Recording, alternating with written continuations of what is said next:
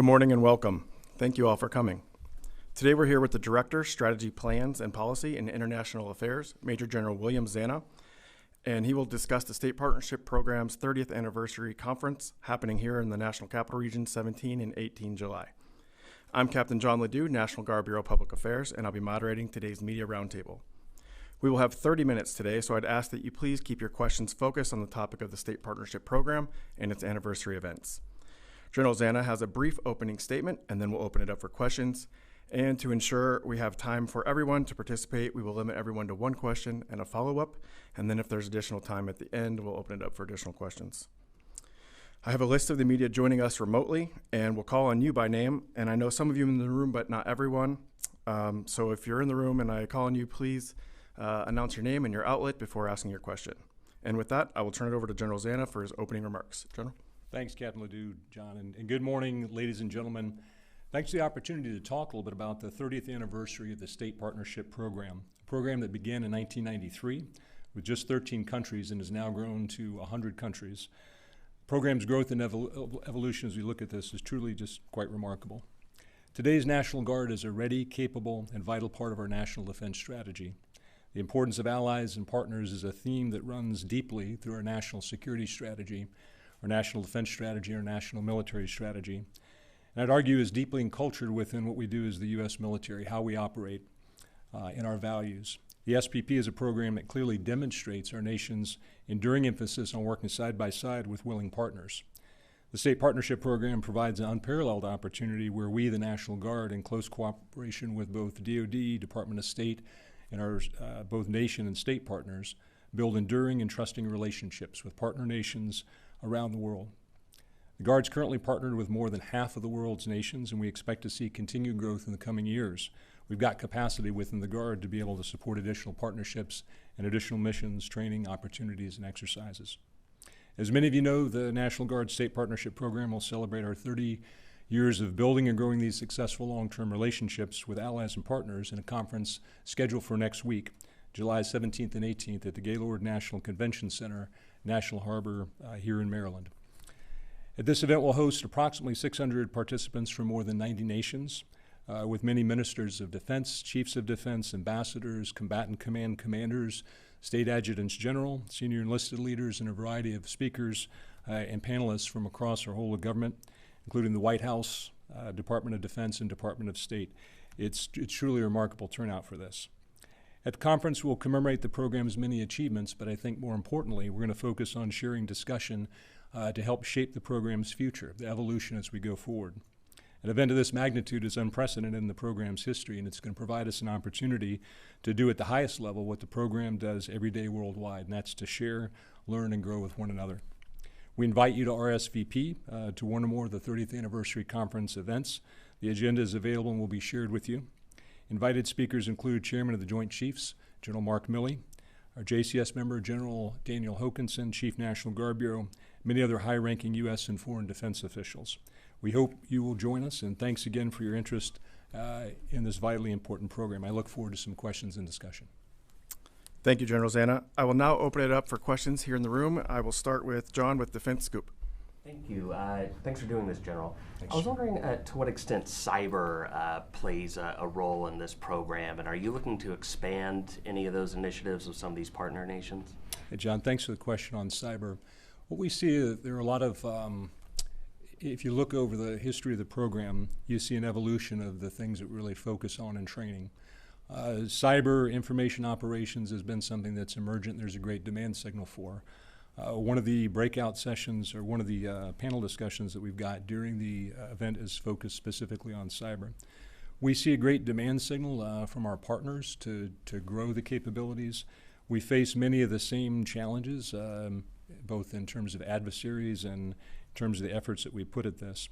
Over the last couple of years, we've seen a tremendous growth of the number of things that we do, both exchanges, exercises, and events that are either related to the State Partnership Program or more broadly what we do within the Guard with our partners in security cooperation. I see continued growth in that in other areas. One of the other areas that we see a lot of discussion on, and I think it's driven by what many people are seeing in the news, unmanned aerial systems. We see tremendous interest in space activities and operations as well. We also see growth and I think opportunities within areas like women, peace, and security. I think there's a number of our partners who we have both shared with and are learning from in terms of best practices across all those areas. Thank you. I was wondering, does this program play at all into the so-called hunt forward operations that Cybercom does? Is the Guard part of that, and is it at all connected to this program, or is that a totally separate thing? Totally separate thing, but what I would say is within the state partnership program, you've got it's a mill-to-mill relationship initially, but really that's just the opening of the door to all sorts of other activities. We see that often the trust that's built within these relationships helps us to partner in many different ways with partners. Thanks. Okay, we'll take our next question virtually. We'll go to Phil Stewart with Reuters. Hey there. I know you're focused on the state partnership program. My questions are related to Taiwan. Wondering, how easily, you would be able to incorporate Taiwan into the state partnership program. What challenges you would face in doing so? Hawaii has been cited as a possible state to do that. And also, could you bring us up to speed on where Guard training is with the Taiwanese right now, and what kind of cooperation exists? Thanks. Phil, thanks for the questions. And what I would say first off, the focus for today is strictly on state partnership program. Taiwan is not, there have been discussions about admission there. The process that we work with every nation is that there has to be a request from the nation. This is work closely with Department of State representatives. It comes back to DOD, and there's a partnership that occurs and a dialogue at every step of the way. It would be premature to talk about anything with Taiwan. We have other nations that we partner with that are outside of the state partnership program every day, and we've got relationships that have more recently come into the program. An example would be with Norway and Minnesota, a partnership that existed not within the realm of the state partnership program, but with combined operations and exercises over 50 years and just formalized last year. Thanks, Phil. We'll take another one virtually. We will go to Chris Gordon with Air and Space Forces Magazine. Hi, thank you, sir, for doing this. As you look forward for the next 30 years of state partnership programs, is there going to be an increasing role to train partner nation air forces? And to allude to John's point earlier, is there any plan to conduct some space training as well with partner nations? Chris, thanks for the question. And first, to lead off about the part for 30 years, one of the things we often talk about is we reach this very important milestone of 100 countries at 30 years. There was no goal for us to get to that. It's just kind of how the program has evolved. As we look forward, one of the things that I talk about in the future is we don't expect the next 30 years to simply be adding another 100 countries and slap the table and we're done. We look at really the evolution of the relevance and the focus areas of training and partnership with all the different nations. What I would say is while some of the initial partnerships featured a lot more activity that were associated with land forces, over the arc of the program in the last 30 years, we see a tremendous increase in the partnerings across Air Force and Air Guard. And I think we just expect that to continue. Further, and this goes back to John's questions, we absolutely see a demand signal from our partners and an opportunity to work with them much more closely on space.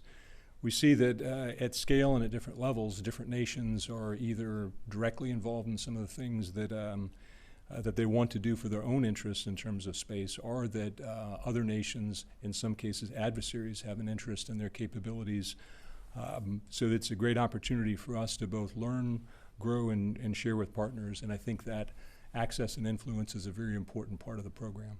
Thanks. Are there any questions here in the room? Jim? Hi, sir. Good to see you again. Great to see you, Jim. I haven't spoken to a combatant commander who hasn't praised the state partnership program to the heavens. I mean, they believe it's a very good expenditure of funds, and they want more. Is there any way to speed up the process? And I'm thinking specifically in these, commands like Africa Command or in some of the island nations of Indo-Pacific Command. Any way to speed that process up? Is that a problem with just the process, or is that a problem that you now are getting sort of limited with who you can add? Jim, great to see you again, and thanks for the question. I could spend probably an hour just on this and expanding, but I'm going to focus on a couple of aspects of it. We benefit by the interest and the support from the combatant commanders, the service component commands. One of the great things about the program, my job, is everyone wants more of this, and the participants, both when you look at this down at the tactical level, the soldiers and the airmen who are involved in this every day, up to our most senior leaders, they recognize the value in the return on investment. That return on investment piece, one of the metrics I often share, it's 1% of the nation's security cooperation budget results in 20 to 30% of the touch points or engagements that combatant commands have. So they inherently see that value and the multipliers that go with that. When we look at this demand signal for both more partnerships, which is one aspect of it, but also more resources to go towards the partnerships that we have, it's kind of a multi-pronged thing that we've got to work. The first part, in terms of the year-to-year addition of nations, this past year was unprecedented in adding 5 nations, unprecedented since the beginning of the program. But it was the right time and the right fit. And as we looked at the cooperation with the Department of State and Department of Defense, it just made sense to do that. We normally would look at adding just a couple of partners a year, look across the globe at which nations have requested it. That's a key part of it. Which nations are ready to embark on this? And we see kind of an emergence of many other nations who probably wouldn't have had an interest 20 years ago, who have a keen interest now. Look no further than what's going on in Ukraine, in Russia. We see great interest from our Nordic partners and other partners in Europe, enduring interest from Africa. And having spent 2 of the last 4 years on continent Africa, I saw the manifestation of how important those programs were to many of the smaller nations that we deal with. And I say smaller in terms of their overall capacity or defense budget. The other part to your question that I'd like to just engage on, we're limited only by resources and imaginations. Oftentimes, some of the most creative activities and the things that happen with the program are an expansion beyond mill to mill, or the creativity that goes with our soldiers, airmen, and their counterparts from other countries. That said, there are limitations with the funding of the program. The funding processes that we have, it's about a $50 million program. We've often relied very largely each year on congressional ads. That's great, and we appreciate that support from the Hill. The reality is getting this into base budgets is something that would normalize the processes and allow us, especially when we're operating under continuing resolution, a better planning horizon working with our partners. When you think about what it takes for a state or territory or district within the U.S. to coordinate through a combatant command with a foreign partner, just the admin and logistics of that to make it happen, it's a challenge. And we make it very difficult. We look at nearly 100% execution of funds last year. It's just because of those efforts. That said, with shortfalls in budget this year, we've got hundreds of events that we've either had to cancel or postpone. And these are all events that are very much aligned with our national defense strategy and very much aligned with our partners and our combatant commands theater strategies. And from my viewpoint, one of the things I often cite, you have so many stakeholders in this program, but all of the stakeholders see the richness and the goodness of this. You can almost draw a Venn diagram of what a nation partner wants to do, kind of plot those points, what a chief of mission and ambassador, his or her staff want to do in terms of their focus. Look at what a combatant command wants to do, look at our strategy, and look at the capabilities within the Guard. All those things come together in a little bit of a sweet spot where you then target what is it that builds the most readiness within our formations, and how do we leverage that working with our partners. The fact that it can adjust year to year, event to event, exercise to exercise, that dynamic part is important. I'd suggest that if we had full funding from the services and that those congressional ads, and again, we appreciate that support, are focused on those things that are emergent to the combatant commanders within a year of execution. We look at what's going on within Ukraine right now and supporting our partners who are supporting that fight. This is a vital way that the program got 30 years of trusted relationships and partnerships that go back to all the countries that are most directly involved in this. Recent discussions with our Polish counterparts, our Romanian counterparts, our Ukrainian counterparts. It's just, you see the importance of the program. So additional, I think, the resources, having a process that we can depend on a little bit more soundly year to year is helpful. And then continued measure growth. And I think that goes in partnership again with the Department of State and Department of Defense. Thanks, Jim. And if I could just add Please. further a little bit, 30 years. Some of you guys have grown up with your partners. I mean, that has to be worth something there alone.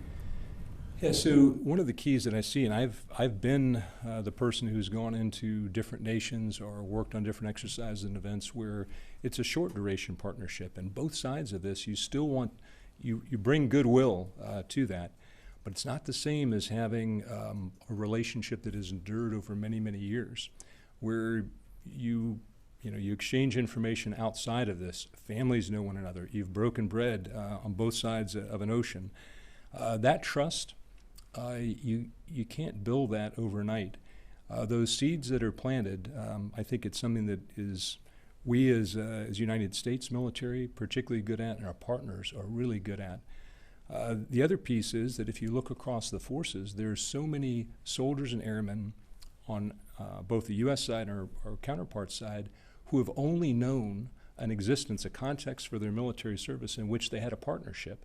So they look back, and this is as much a part, it's kind of the lore or the legacy within units, that they hear this from the people who went before them. They hear stories about the events that they did, the challenges in training, the shared aspect of this. We wouldn't have realized when the program first started that it would then, years later, result in co-deployments. Forces from the National Guard deploying in harm's way and losing service members alongside partners. The richness of those connections, it can't be overstated, and it's one of those things that I think has made the program both popular and this enduring enthusiasm for it. Thanks. Take another virtual question, and we'll go to Carla Babb with Voices of America. Hey, General Carla Babb with VOA. Thanks for doing this. I just want to follow up on what you said about Ukraine. Can you talk about how the spillover from the war in Ukraine has affected the California partnership, for example, and not just that partnership, but the partnership with the surrounding countries like Moldova, like Poland, like Romania? Carla, I appreciate the question. I think this has been one of the things that has really brought, for many people, the state partnership program into the news and into the vision of folks who may have otherwise not realized the depth and the breadth of the relationships. So in advance of Russia's invasion of Ukraine, we were doing close partnerships, not just with California and Ukraine. One of the things we often refer to is you marry one state, but you get the whole family with the Guard. So when there is a capability that doesn't exist within one Guard, Army Guard or Air Guard within a state, we reach across the 54 states, territories, and district to be able to get additional resources or capability. This sort of dynamic shift really plays well to being able to support our partners' needs, demands and expectations in real time. We've got some flexibility that's built in by scaling this across the 54. In advance of Russia's invasion, we were working closely, and if you think about some of the things that have been, I think, sources of great success, and Ukraine's success in defending itself against this unjust, illegal invasion, you see the manifestation of that on the battlefield. Some examples of that I would cite that I think are very important. The emphasis that we place on unit and tactical level leadership, driven by non-commissioned officers, NCOs, and enlisted professional development. That culture within the U.S. military and within many of our partners and allies is not something that has been an aspect or a strength within all countries, and I think it's something that we've shared. If you look at the small unit tactics and success within Ukraine, I think part of that is attributed back to much of the work that was done between Ukraine, California, and other partners in the region.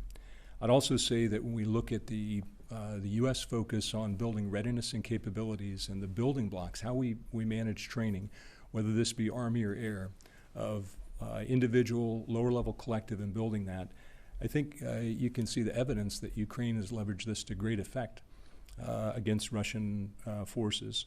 Similarly, I think that this has really supercharged the effort for the neighbor nations there, both in advance of the invasion and certainly afterwards. We see a galvanizing of the relationships in NATO, and I think a galvanizing and a support across the state partnership program.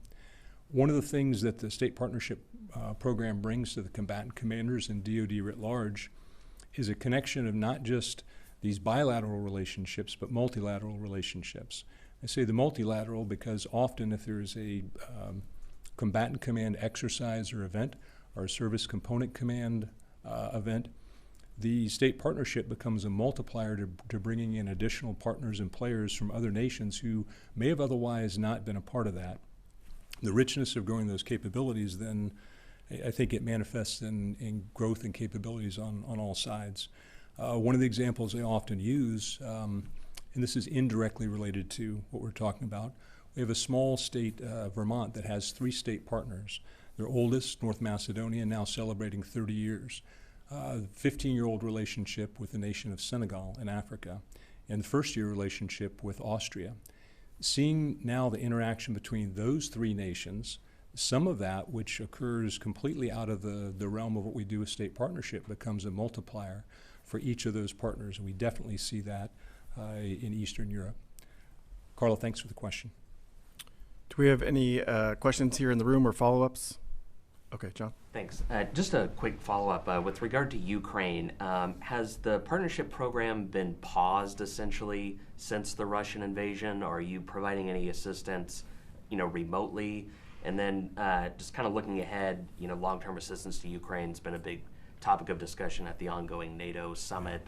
Are you looking to expand that relationship in the future, specifically through this program, or just through the Guard writ large in terms of improving Ukraine's kind of long-term security posture? Yeah, sure, John. I'll take that in 2 parts. First off, we've continued to do training and support both for Ukraine and other partners. Obviously, things have had to shift to areas where we could do that training safely.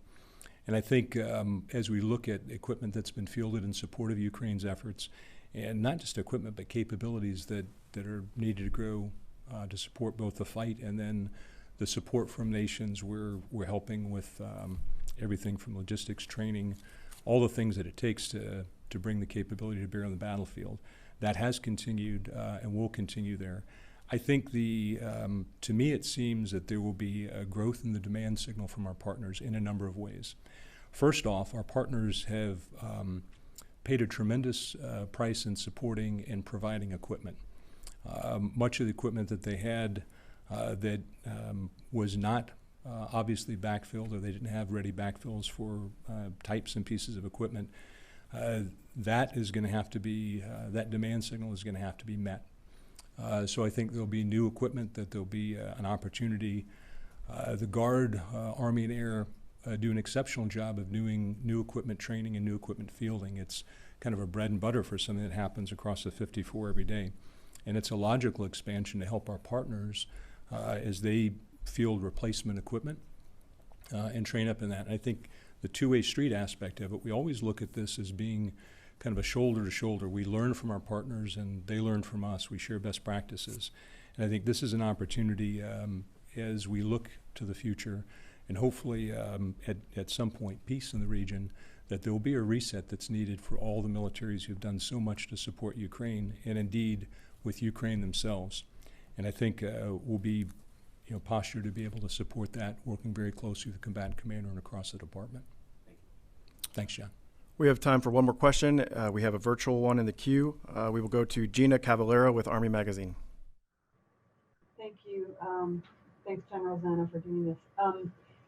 You said there were 5 nations added in the last year, and that was the most, a big year for adding nations. What do you see in the coming year or the coming 5 years? And could you also, I guess in closing, for the uninitiated, make a statement about why the National Guard is the right way for this program to continue? Thank you. Thanks for the question. So first off, this year, the way things worked out to add, we'll have 3 African partners.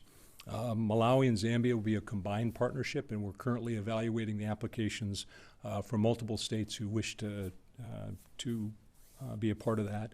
Gabon, another African nation, which will be added. We added both Samoa to an existing partnership with Nevada, and then Norway and Minnesota. I mentioned the formalization of this partnership that's existed for 50 years. As you look to the future, I think we look at the capacity to expand the program as being a couple of nations a year. And I purposefully don't put a specific number on it because it's dependent upon both what the nations request, the combatant commanders and Department of State support, and then it is reliant on funding. We don't want to spread ourselves so thin that we're not able to have the depth of the training, operations, exercise, and exchanges that each of these partners deserve.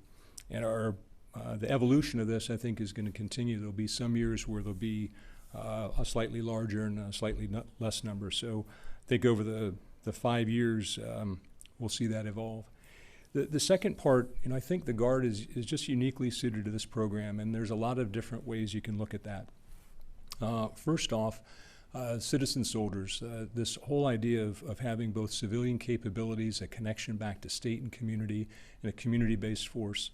A lot of times with our partners, this is a more approachable or an easier construct for them to engage with.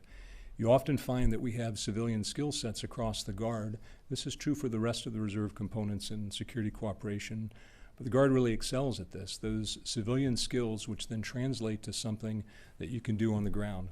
An example that I provided for a couple of years deployed in Africa, I saw there were often things that were asked for by our partners that weren't necessarily strictly a military capability, but there was a civilian experience set that we could bring to bear to help the partner in that. So often as we start with a mill-to-mill engagement, that expands into the whole of government. And the whole of government part is really, I describe it as the special sauce for the program. You start having things like municipalities working as sister cities and towns with one another. You look at state government doing engagements. We've had many foreign partners visiting their states, and similarly, governors and officials from states going to their state partners. Academic to academic, think tank to think tank, economic, first responder, all of these things add a richness to this whole of government experience that I think the Guard's uniquely suited to fill. When we see the very best of the programs, they're the programs that expand into this space in a way that is authentic to both the capabilities and needs of both the state and the nation. There's just this richness in this relationship that occurs.